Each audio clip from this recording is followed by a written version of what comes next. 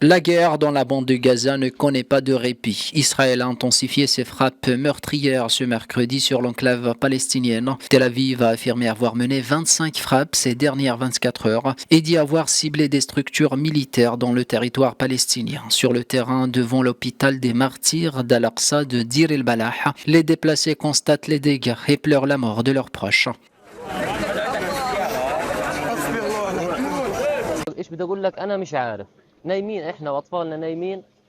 Nous dormions avec nos enfants et soudainement on se retrouve sous les décombres. Un martyr par ici, des enfants blessés par là.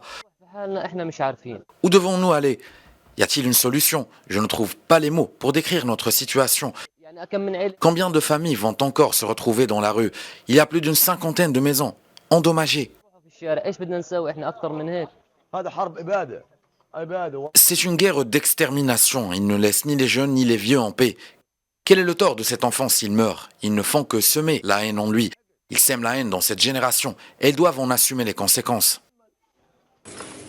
Plusieurs ONG, parmi lesquelles Médecins sans frontières et Médecins du Monde, ont dénoncé cette semaine la multiplication des frappes qui aggravent la catastrophe humanitaire. En Israël, Benjamin Netanyahou fait face à de vives critiques pour ne pas avoir réussi à conclure un accord permettant la libération des otages, alors que les familles de 5 soldats otages à Gaza ont lancé un appel à leur libération. Nous réalisons des progrès systématiques dans la réalisation des objectifs de guerre, la libération des otages, l'élimination du Hamas et assurer que Gaza ne pourra plus constituer une menace pour Israël. Nous atteignons ces objectifs en combinant la pression militaire et politique.